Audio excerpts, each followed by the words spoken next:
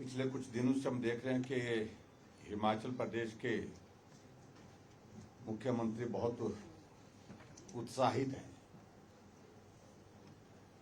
और जब उत्साह बढ़ने की जानकारी हमने हासिल की तो मालूम पड़ा कि राज्यसभा में एक मित्र का नया एडिशन हुआ है।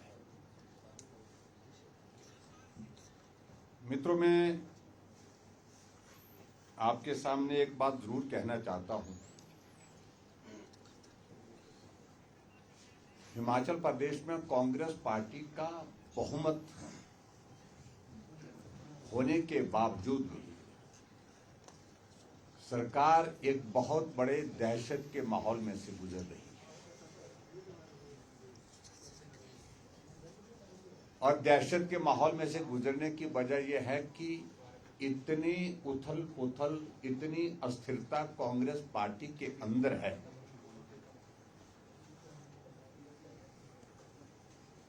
न जाने कब क्या होगा। इस सारी बात को लेकर के सभी नेता केंद्र के भी आशंकित हैं और हिमाचल प्रदेश के भी है, यहां तक के जो सरकार को चला रहे हैं मुख्यमंत्री जी भी।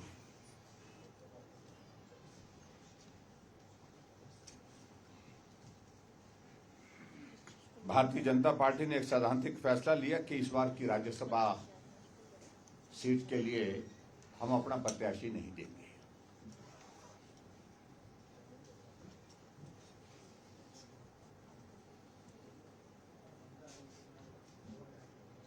और इसके कारण स्वाभाविक रूप से कांग्रेस पार्टी को बहुत बड़ी सुविधा का ये दौर मिला है।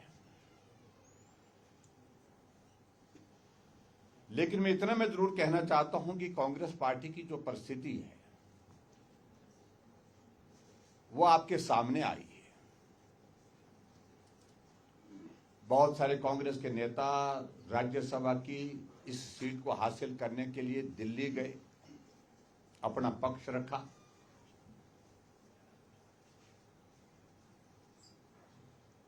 और कुछ नेता तो दिल्ली से तैयारी के साथ हिमाचल प्रदेश में प्रवेश कर गए और मुख्यमंत्री जी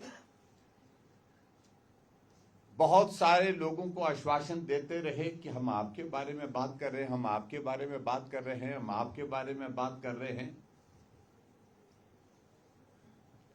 लेकिन सही मायने में अगर वो बात कर रहे थे तो अपने मित्र के बारे में, मित्रों के बारे में ही बात कर रहे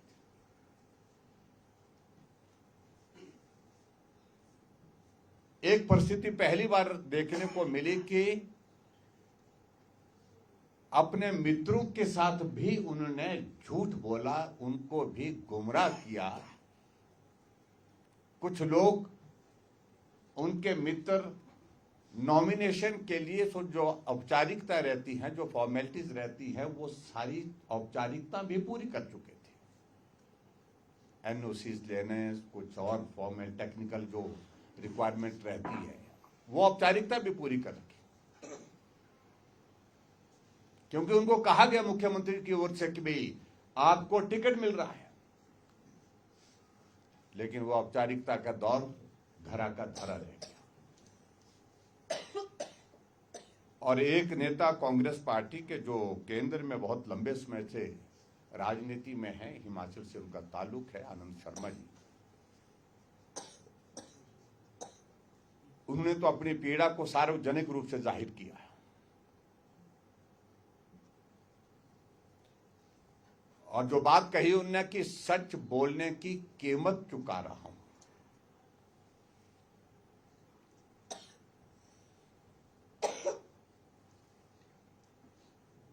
और दूसरी बात उन्होंने एक और बात कही कि मैंने जो कुछ भी राजनीति में हासिल किया है वो आत्मसम्मान के साथ किया है, आत्मसम्मान के साथ कभी भी कोई समझौता नहीं किया है, सत्य बोला है, आत्मसम्मान के साथ काम किया है। और जो हिमाचल प्रदेश के मुख्यमंत्री वर्तमान में सुखविंदर सिंह सुक्खू जी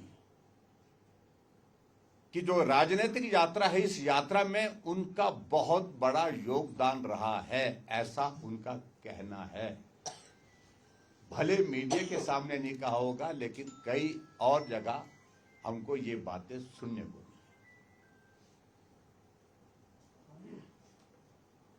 लेकिन जब से मुख्यमंत्री जी को सुख की अनुभूति हो गई है,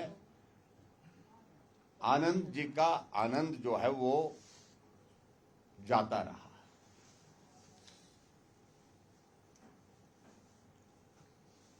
मैं व्यक्तिगत रूप से किसी के बारे में टिप्पणी नहीं कर रहा हूं, लेकिन राजनीतिक गुरु जिनको बोलते हैं एक तरह का,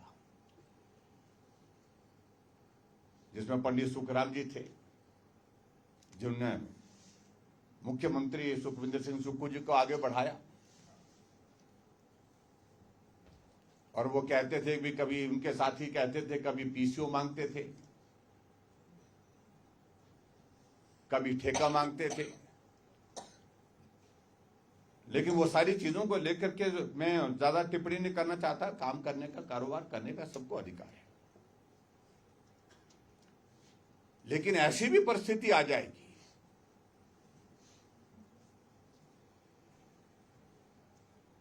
कि हिमाचल की पॉलिटिक्स में उनको स्थापित करने के लिए बहुत बड़े कांग्रेस के दिग्गज नेता वीरभद्र सिंह जी के साथ जो जिन लोगों ने कन्फ्लिक्ट लिया, कन्फ्रंटेशन लिया और सुक्खू जी को आगे बढ़ाया, उनको ही निपटा दिया, उनको ही ठिकाने लगा दिया।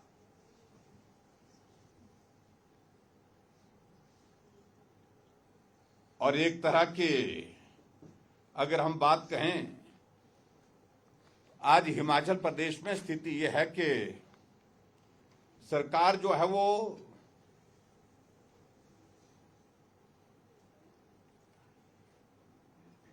मंत्रिमंडल नहीं चला रहा है। सरकार अगर कोई चला रहा है तो मित्रमंडल चला रहा है। ये नया शब्द मुझे लगता है कि आपके लिए बहुत उपयोगी होगा।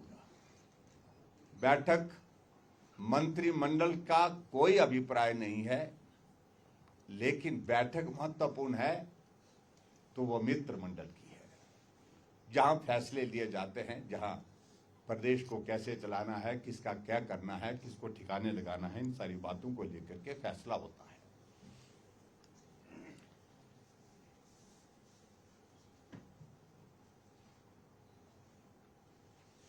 एक विचित्र परिस्थिति है, जिस अपने मित्र को उन्होंने राज्यसभा का टिकट दिया, उसमें बहुत सारे प्रश्न खड़े हुए। टिकट देना कांग्रेस पार्टी का अधिकार है, मुझे उस पर कोई ज्यादा टिप्पणी नहीं करनी, लेकिन कहा गया कि साधारण कार्यकर्ता को, शायद वो डिस्ट्रिक्ट प्रेसिडेंट है कांग्रेस पार्टी के, उनको टिकट दिया गया। हमें भी बहुत अच्छा लगा, साधारण कार्यकर्ता को टिकट मिला। लेकिन एक पक्ष और सामने आया कि जब उन्होंने अपना डिक्लेरेशन किया तो लगभग उसमें जो है, जो चुनाव का जो अपनी प्रॉपर्टी और जो देनदारियां जो होती हैं, संपत्ति का जो ब्यौरा दिया है, उसमें मालूम पड़ा कि 23 करोड़ रुपए की चल अचल संपत्ति उनके पास है और कई करोड़ों का ठेका वर्तमान सरकार में उनके पास है, जो काम कर रहे हैं, जो कॉन्ट्रैक्टर।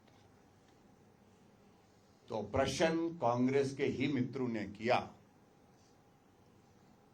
जो वर्षों से काम कर रहे हैं, पदाधिकारी हैं, मंत्री हैं, पूर्व मंत्री हैं, पूर्व विधायक हैं, कि काश हमको भी इस प्रकार से साधारण कार्यकर्ता बनने का मौका मिलता।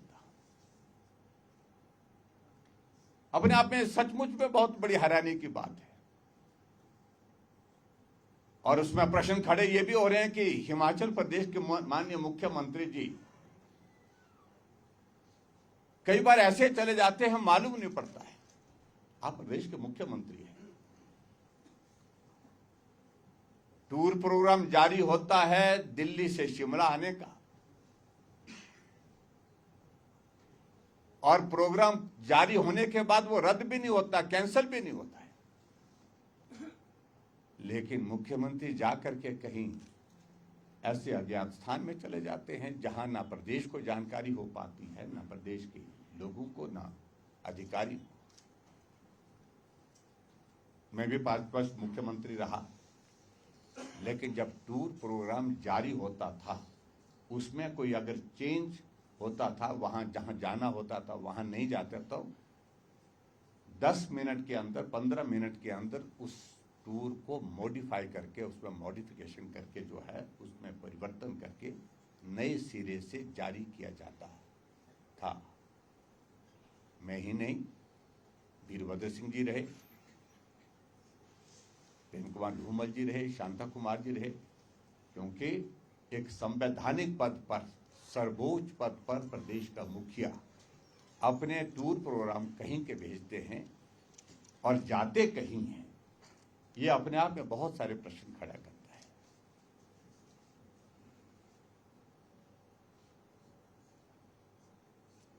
पिछले दिनों मुख्यमंत्री जी मंडी के दौरे पर गए थे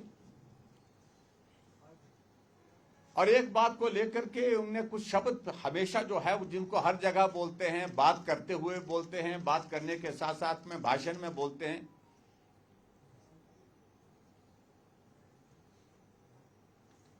प्रमुख रूप से उसमें हिमाचल की संपदा को बेचने की अनुमति नहीं दी जाएगी।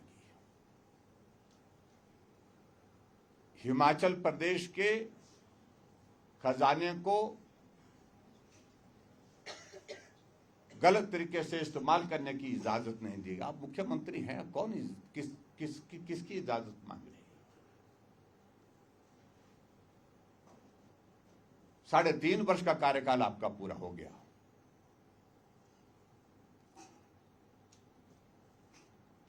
आप कह रहे हैं कि संपदा को लूटने की अनुमति नहीं दी जाएगी। अगर हिमाचल प्रदेश में भारतीय जनता पार्टी की सरकार 5 वर्ष तक रही तो 5 वर्ष तक हमने काम किए हैं। अनेकों योजनाएं हिमाचल प्रदेश में, कहते हैं कि 17,000 करोड़ रुपए हिमाचल प्रदेश को मिला। वो 17,000 करोड़ रुपए हिमाचल प्रदेश के विकास को समर्पित हुआ है। मैं बड़ा साफ कहना चाहता हूं, 4,700 kilometre, highest in terms of kilometre अगर रोड कंस्ट्रक्शन हुआ है तो वो भारतीय जनता पार्टी की सरकार के दौरान हुआ है। हिमाचल प्रदेश के गरीब लोगों के लिए हिमकेयर की योजना के माध्यम से स्वास्थ्य की सुविधा मिली है, वो पैसा उस पर खर्च हुआ है। वो पैसा सहारा योजना पर खर्च हुआ है। अगर हिमाचल प्रदेश को केंद्र से रेवेन्यू डेफिसिट ग्रांट मिली या जीएसटी कंपनसेशन मिला, वो पैसा हिमाचल प्रदेश में घर घर में नल पहुंचाने का, नल में शुद्ध जल पहुंचाने के काम पर खर्च हुआ। अगर हिमाचल प्रदेश में पूर्व की सरकार में केंद्र से मदद मिली, उस पैसे से नौजवानों को मुख्यमंत्री स्वावलंबन योजना, जहां हम सरकारी नौकरी जिस नौजवान को नहीं दे पाते थे उसको अपने पांव पर खड़े होने के लिए जरिया दिया, जहां 25% जो है सब्सिडी उसको मिलती थी, उस नौजवान को मिलती थी, 30% बेटी को मिलती थी। हिमाचल प्रदेश में अगर केंद्र से मदद मिली, उससे हमने 60 साल से उम्र के ज्यादा लोगों के लिए पेंशन का प्रावधान किया, ओल्ड एज पेंशन का, हैंडीकैप पेंशन का प्रावधान किया। हमने शगुन योजना चलाई, हमने गृहिणी सुविधा योजना चलाई, हम लोगों की समस्याओं के समाधान के लिए जनमंच का आयोजन किए। हमने पैसा हिमाचल का पाई पाई पैसा गरीब आदमी के लिए, गरीब वर्ग के लिए समर्पित किया।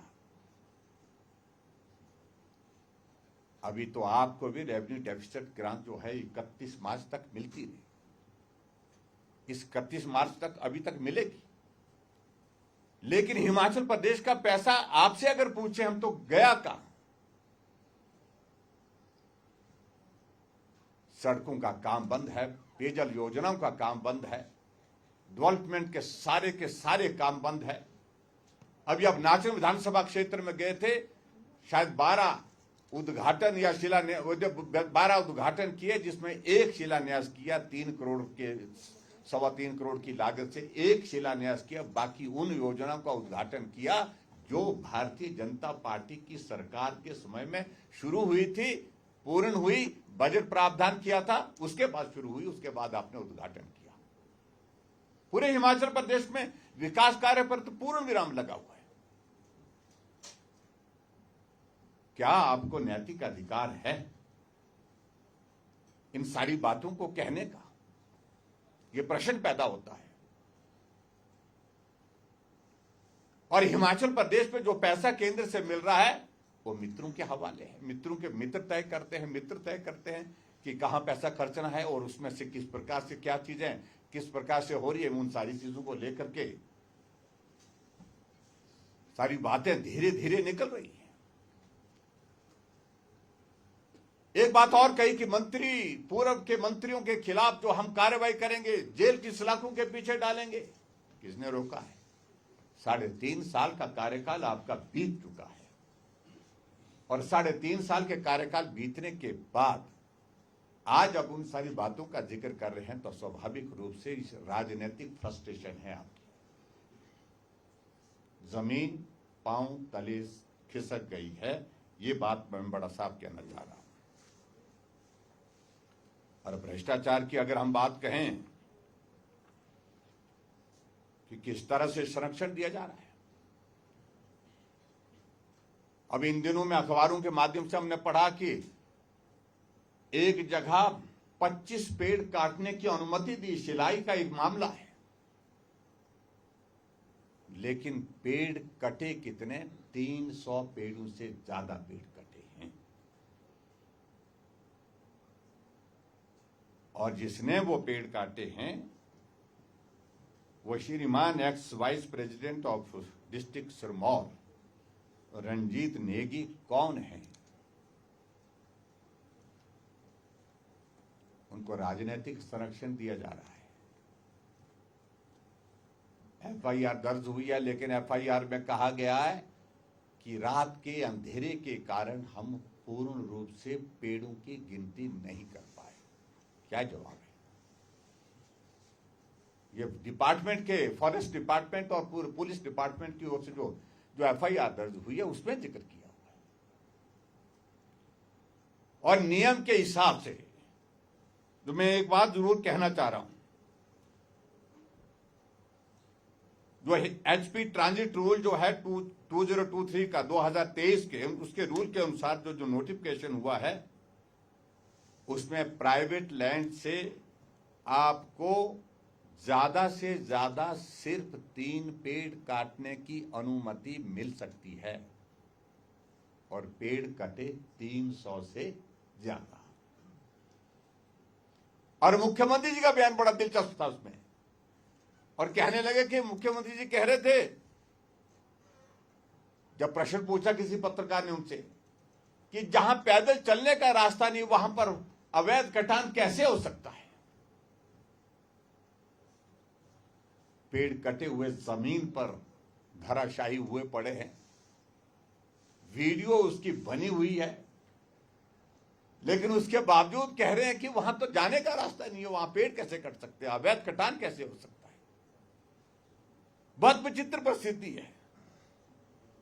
और नियम के मुताबिक मैं आपको कह रहा हूं, जब इस प्रकार का अवैध कटान होता है, जो 25 पेड़ काटे गए हैं वो भी फॉरफिट होते हैं, और जो मामला बनता है तो 300 पेड़ों का बनता है, तो पेनल्टी के साथ साथ में कार्रवाई जो होती है, एफआईआर बनती है, तो वो 300 पेड़ की ही बनती है। 300 से ज्यादा जितने पेड़ कटे सबकी बनेगी, और जिसकी परमिशन दी वो भी उसमें शामिल होंगे। क्या मुख्यमंत्री जी में हिम्मत है कि उनके खिलाफ कार्रवाई करें, क्योंकि वो एक मंत्री के बहुत नजदीक और निजी आदमी है। कार्रवाई नहीं होगी। लेकिन हम कह रहे हैं कि आप अभी कार्रवाई मत करना चाहते हैं, मत करिए, लेकिन 1.5 साल के बाद निश्चित रूप से कार्रवाई उसमें होगी, जब आपकी सत्ता इस प्रदेश में नहीं होगी। एक और मामला है, मंडी जिला का मामला है फॉरेस्ट का, जिसको लेकर के विधानसभा के अंदर भी चर्चा हुई थी। मैं उस पर बहुत ज्यादा बोला नहीं।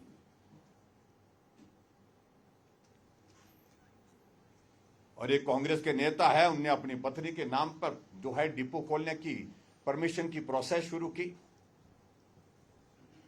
और आश्वस्त हो करके कि ये परमिशन मिल जाएगी, बहुत जल्दी मिल जाएगी, बहुत तेजी से आगे बढ़ा।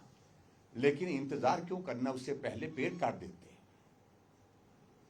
जब तक परमिशन आएगी उससे पहले ही पेड़ काट दिए और लगभग 2000 के करीब ट्रक, 2000 ट्रक जो है काट कट के पेड़ की उसकी स्टैकिंग कर दी। जब शोर पड़ा, जब उसके फोटो वायरल हो गए, वीडियो वायरल हो गए, जब भारतीय जनता पार्टी की ओर से कमेटी आपकी जो है वो यहां से गई थी, बलबीर वर्मा जी उसमें देखने के लिए वहां पर गए थे, तो पेड़ों को, जो काटे हुए पेड़ थे, उनको जेसीबी से जो वहां से उठा करके कुछ को दबा दिया गया, दफना दिया गया और कुछ को धाक से गिरा करके जो है नदी में बहा दिया गया। मामला सुप्रीम कोर्ट, ये हाई कोर्ट में है, इसलिए मैं उस पर इससे ज्यादा नहीं कह रहा। लेकिन बड़ी दिलचस्प बात है, हाई कोर्ट ने जवाब मांगा है, लेकिन हाई कोर्ट का जवाब जो मांगा गया है उसका जवाब नहीं दिया जा रहा। जो उनने हाई कोर्ट ने जवाब मांगा है तो उस जवाब को सरकार की ओर से अभी तक भी नहीं दिया गया है। ग्लेरिंग एग्जाम्पल ऑफ करप्शन, इससे ज्यादा नहीं हो सकते, आपको तो।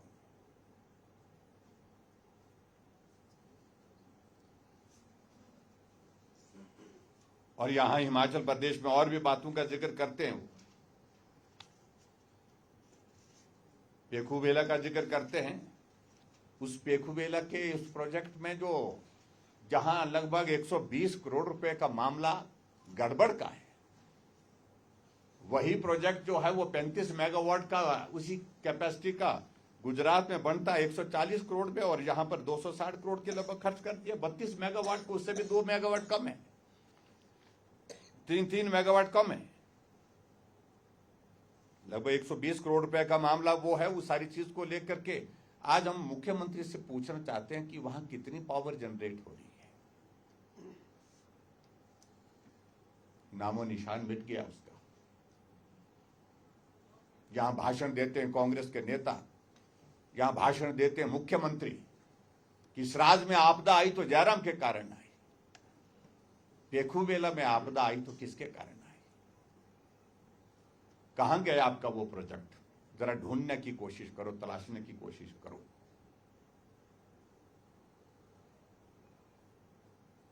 कानून व्यवस्था की अगर बात कहें तो बहुत सारी चीजों को लेकर के गोलियां तो कहीं भी चलती है। बिलासपुर में पूर्व विधायक पर गोली चलती है। उसकी वजह हम पूछने लगे कि वजह क्या रही, आज तक बता नहीं पा रहे, क्योंकि धंधा एक जैसा था बोलते हैं दोनों का। बाद में धंधे में जब लहदा हो गए, अलग अलग हो गए, तो उसके बाद वो परिस्थिति एक निर्मित हुई वहां पर। पुणे में बर्थडे होता है, बर्थडे में गोली मार करके एक नौजवान को वहीं पर जो है वो मार दिया जाता है। कुछ की सिर पर जो है तलवारों की चोटें लगी हैं, वो गंभीर रूप से अभी तक भी हैं।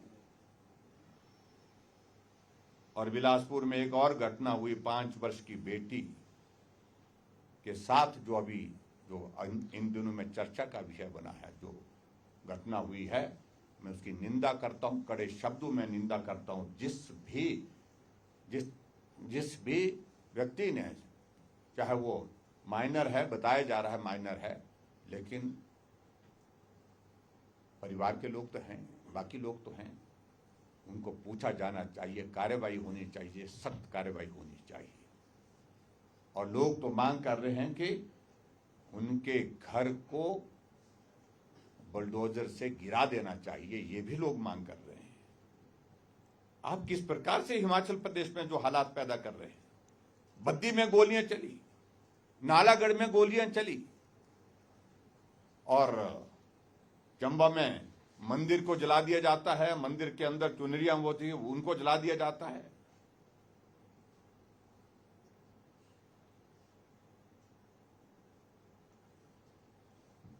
और ऊपर से मुख्यमंत्री कहते हैं, इस सारी भ्रष्टाचार की सारी परिस्थितियां होने के बावजूद भी कहते हैं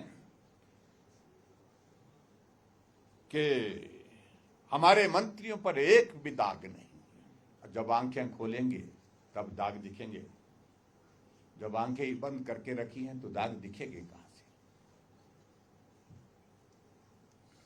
अधिकांश मंत्रिमंडल भ्रष्टाचार में गले तक डूबा हुआ है। सिलसिलेवार बातें कहेंगे, कुछ विधानसभा के बजट सत्र के दौरान कहेंगे, कुछ बाद में भी कहेंगे।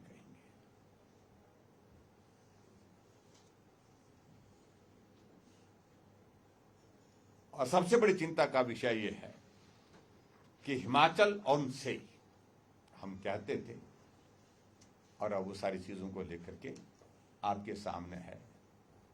अभी ताजा पहले तो 16 HPTDC के होटलों को बेचने की बात कही गई थी, इसमें 8 की और एडिशन हो गई है। उनको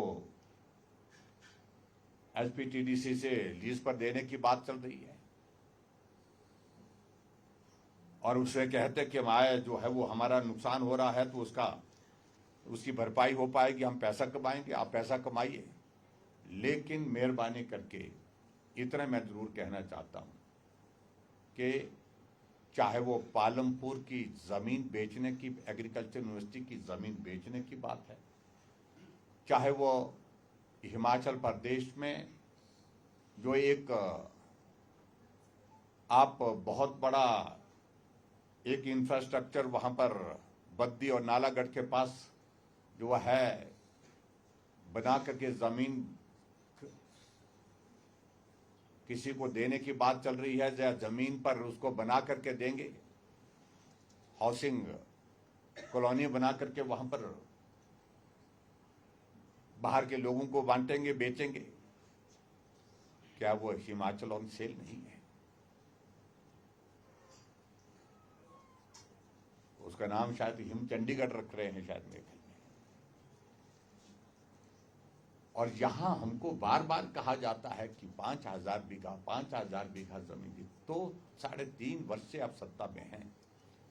अगर आपको लगता है कि गलत हुआ है, अधिकार आपके पास है, रद्द करिए। लेकिन इतना जरूर कहिए, हिमाचल प्रदेश की सरकार, चाहे हिमाचल की बाहर की दूसरी प्रदेश की सरकार है जहां कांग्रेस पार्टी की सरकार है, कस्टमाइज्ड पैकेज की अगर बात कहते हैं इंडस्ट्रियल सेक्टर में, कोई सरकार इस देश के अंदर नहीं है जिसने कस्टमाइज्ड पैकेज नहीं दिया है, सब ने दिए। तब तो जांच उस बात की भी होनी चाहिए कि हिमाचल प्रदेश में आज से पहले जो है इंडस्ट्री को सब्सिडाइज्ड पावर दी जाती थी, वो भी तो जांच का विषय है। वही उसी तरह, क्योंकि वो पॉलिसी के अंतर्गत दी गई थी। अगर जमीन दी गई है तो पॉलिसी के अंतर्गत दी गई है। आपको उचित नहीं लगता है, आप रद्द करिए। आप गीत गाए जा रहे हैं, 3.5 वर्ष से गीत गाए जा रहे हैं, लेकिन उसके बावजूद कार्रवाई आप उसमें उनके खिलाफ कर नहीं रहे हैं। आप करिए, हम कह रहे हैं। और कस्टमाइज पैकेज के बारे में आप मेहरबानी करके आप मत बात करिए।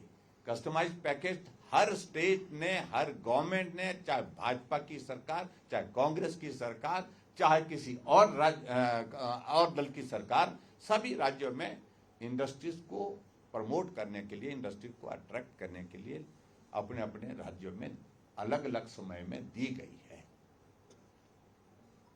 और आज हिमाचल प्रदेश की इंडस्ट्री हिमाचल प्रदेश छोड़ करके नमस्ते करके जा रही है। उसकी वजह है कि जो आपने यहाँ हिमाचल प्रदेश में इंडस्ट्रियल सेक्टर को तबाह करने के लिए जो अपने मित्रों का एक बना करके रखा है कि एक दहशत का माहौल, हर बात के लिए वहाँ उनके ऊपर दबाव, हर बात के लिए वहाँ से पैसा, इन सारी चीज़ों की वजह से इंडस्ट्रियल सेक्टर जो है हिमाचल को नमस्ते करके जा रहा है। बहुत सारी बातों का जिक्र कर सकता हूँ, लेकिन मैं समझता हूँ कि आज का विषय मैं यहीं समाप्त कर देता हूँ और मैं यही कहूँगा कि मुख्यमंत्री जी 3.5 वर्ष का कार्यकाल आपका बीत गया है। प्रदेश के विकास से कोई आपको लेना देना नहीं है, प्रदेश के हितों से कोई आपको सरोकार नहीं है। आपका सरोकार सिर्फ और सिर्फ सत्ता में बने रहना, कुर्सी पर बने रहना, सत्ता में आने वाले समय में भी बने रहे, यही, इसके सिवाय अभी तक हिमाचल प्रदेश में चौथा बजट आप जो प्रस्तुत करने जा रहे हैं 21 तारीख को, 4 योजनाएं भी अभी तक आपकी जमीन पर उतरी नहीं है, जिनको प्रदेश के लोग समझते हो, प्रदेश के लोग जानते हो। पहले बजट की हुई घोषणाएं अभी तक लागू नहीं हो पाई है। ये परिस्थिति आज से पहले किसी भी मुख्यमंत्री के कार्यकाल में हिमाचल प्रदेश में नहीं रही है, लेकिन व्यवस्था परिवर्तन है और व्यवस्था परिवर्तन में आपने इन सारी चीज़ों को किया है, जिसको हिमाचल प्रदेश कभी भी जो है इस पीड़ा को भूल नहीं सकता, जो पीड़ा का दौर इस वक्त 3.5 वर्ष के कार्यकाल में आपके नेतृत्व में हिमाचल के लोगों ने झेला है। बहुत बहुत धन्यवाद। Thank you. सर, मुख्यमंत्री ने महिलाओं के लिए सरकारी नौकरियों में 25% आरक्षण का ऐलान किया है, उस पर आप? देखिए, ऐसा है कि अब भरोसा ही नहीं, मुख्यमंत्री कहते क्या है, ना महिलाओं को भरोसा है। पहले तो हमें मुख्यमंत्री इसी बात को लेकर के कहें कि गारंटी पहली कैबिनेट की बैठक में लागू करने की बात कही थी, 1500 रुपये 18 से 60 साल की महिलाओं को देने की गारंटी दी थी। 3.5 साल बीतने को हैं, उन महिलाओं को फिर से आप गारंटी दे रहे हैं, उन महिलाओं को फिर से आप गुमराह कर रहे हैं।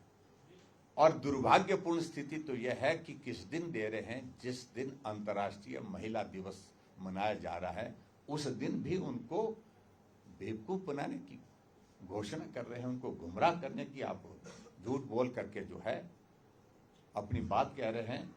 भरोसा नहीं है, ना महिलाओं को है, ना प्रदेश की जनता को है, क्योंकि अभी तक जो घोषणा की है वो कोई भी पूरी नहीं हो पाई है। ठाकुर साहब, जो ये बजट सेशन आ रहा है, जो आर्थिक स्थिति को देखते हुए जो ये प्रपोज्ड बजट पेश करेगी सरकार, वो राज्यपाल को स्वीकार करना चाहिए उसको, कि आप भी उसका विरोध करते हैं? नहीं, देखिए, मैं इस बात को लेकर के अभी तो हम बजट पर टिप्पणी इसलिए नहीं करेंगे, हम देखेंगे पहले कि बजट क्या कर रहे हैं, बजट क्या, किस प्रकार से बजट प्रस्तुत करते हैं, क्या प्रोविजंस उसमें रखते हैं, कितने का बजट पेश करते हैं, क्या टैक्सेस उस पर इम्पोज करते हैं, क्या रेवेन्यू जनरेट करने के रास्ते ढूंढते हैं, क्या खर्च कम करने के लिए वो उसमें कदम उठाते हैं। इन सारी बातों को लेकर के जब बजट प्रस्तुत होगा तभी टिप्पणी करेंगे। सर, कल जो आउटगोइंग गवर्नर हैं उन्होंने कहा कि वर्क कल्चर की कमी है हिमाचल में, और जो एक फाइनेंशियल कंडीशन है स्टेट की, उसके लिए वर्क कल्चर भी जिम्मेदार है। नहीं, देखिए, मैं इस बात को कहूँगा कि गवर्नर साहब की टिप्पणी पर मुझे टिप्पणी करना वो उचित नहीं है किसी तरह से भी, लेकिन इतना जरूर है कि उन्हें टिप्पणी की होगी, कुछ अनुभव किया होगा, इस सारी चीज को लेकर के मैं सिर्फ इतना ही कहूँगा। 1500 की गारंटी को लेकर पिछले कल मंत्री हर्षवर्धन चौहान ने और मुख्यमंत्री ने एक मंच से बात कही। हर्षवर्धन चौहान कहते हैं कि हम देना चाहते हैं, भाजपा अड़ंगे अड़ा रही है। मुख्यमंत्री ने कहा है कि चुनावी वर्ष में विचार करेंगे, भाजपा अड़ंगे अड़ा रही है। देखिए, जब नालायकी अपनी हो, कमजोरी अपनी हो, कमी अपनी हो, तो आसान तरीका होता है कि दूसरे के सिर ठीक रखोना। पिछले 3.5 वर्षों से हम इसी बात को सुन रहे हैं कि प्रदेश के विकास में केंद्र सहयोग नहीं दे रहा है, तो गाली मोदी जी को देते हैं। दूसरी गाली प्रदेश में आर्थिक संकट जयराम की वजह से 2 लोगों को गाली होती है। क्या हिमाचल प्रदेश में कोई सरकार हमसे पहले कोई रही नहीं?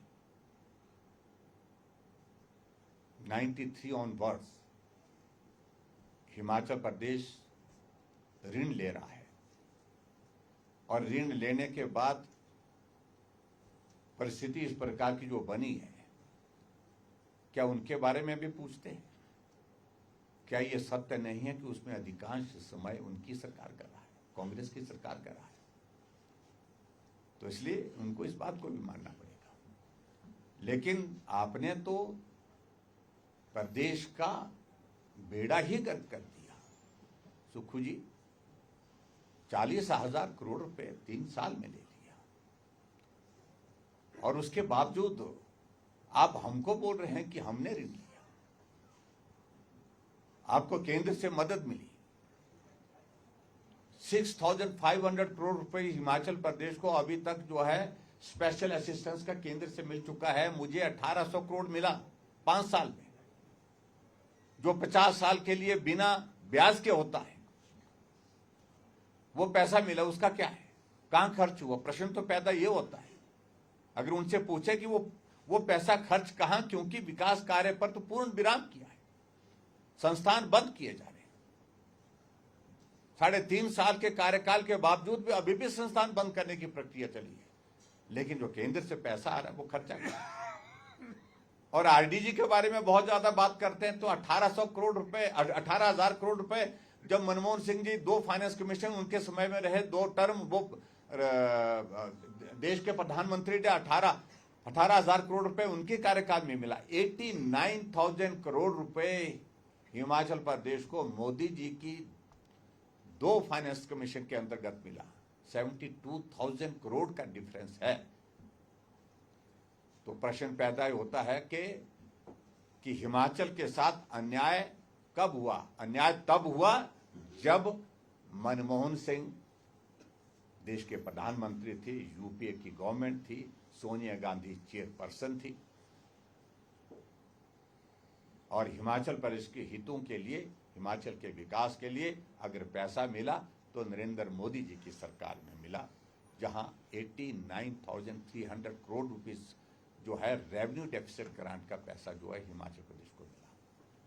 ये सारी चीज को लेकर के आंकड़े जो जिस प्रकार से वो प्रस्तुत करने के लिए कोशिश कर रहे हैं झूठ बोल करके, क्योंकि मुख्यमंत्री की एक खासियत है, शानदार तरीके से झूठ बोलते हैं और उस वक्त वो हंसते भी नहीं है, सीरियस होकर के झूठ बोलते हैं ताकि उनकी बात पर भरोसा, लेकिन भरोसा अब टूट गया है, तार-तार हो गया। सर, हाल ही में जो कैबिनेट बैठक हुई है उसमें सरकार ने ये फैसला लिया है कि जो रिजर्वेशन रोस्टर है उसके नियमों में बदलाव किया गया है।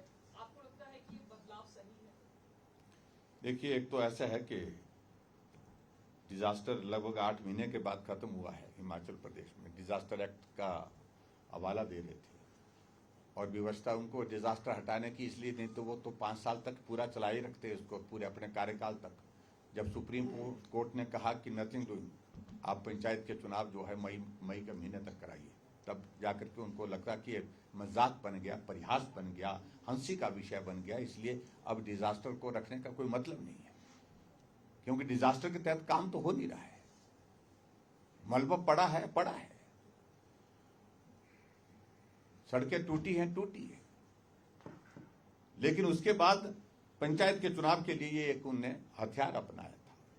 लेकिन अब उससे बाहर निकल करके पंचायत के चुनाव करना व्यवस्था हो गई और अब रोस्टर के मामले को लेकर के इसमें भी खजल खाना डाल करके, कंफ्यूजन क्रिएट करके, क्योस करके जो है इलेक्शन कमीशन के साथ कन्फ्लिक्ट करके एक हालात पैदा करने जा रहे हैं कि थोड़ी गुंजाइश चुनाव को टालने की और निकल जाए, इस तरह से प्रयत्न कर रहे हैं और मैं समझता हूं वो उचित नहीं है, इसका कोई अर्थ नहीं है। सर, राज्यसभा चुनाव को लेकर आपने कहा कि सरकार में बहुमत के बावजूद डर का माहौल है। सीपीएस का मामला सुप्रीम कोर्ट में एक बार फिर लग गया है। आपको क्या लगता है सरकार बजट पास करवा पाएगी क्या? वजह कई हैं, डर की, अंदर की, बाहर की। ये भी एक डर का कारण है क्योंकि 6 लोगों के जो है वो जान अटकी पड़ी हुई है और उनमें से कुछ लोग मंत्री बनने के लिए आतुर हुए पड़े हैं। तो इसलिए मैं उस पर ज़्यादा नहीं कहूँगा, क्योंकि कोर्ट का फैसला कोर्ट का होगा, लेकिन मामला कोर्ट में है। क्योंकि मुख्यमंत्री ने भी टिप्पणी की है कि अगर ये कैंडिडेट उतार भी देते तो कुछ कर नहीं पाते। देखिए, इस बात को लेकर के आप गनीमत समझिए कि हमने दिया नहीं, और दिया होता तो आज आप सो नहीं पा रहे होते, रात को आपकी नींद जो है वो उड़ गई होती। ये राणा जी का वीडियो चल रहा है आजकल, एक कि जो राज्यसभा की सीट है वो दुबई में, उसका जो बातचीत हुई,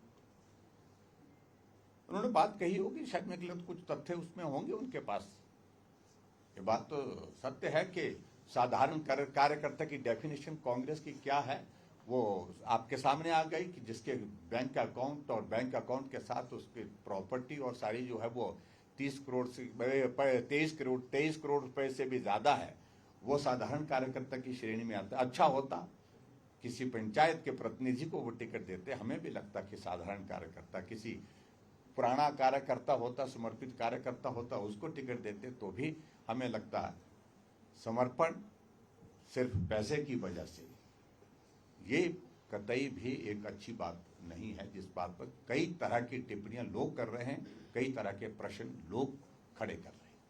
thank you very much. Jairam ji, thank you. आपने बिलासपुर की जगह में जो घटना हुई है उसका जिक्र किया, आप बुलडोजर कार्रवाई का समर्थन करते हैं? ना, मैं इस बात को लेकर के जहां इस प्रकार की घटना हो तो वहां कार्रवाई, तो सख्त कार्रवाई होनी चाहिए, क्योंकि इससे ज्यादा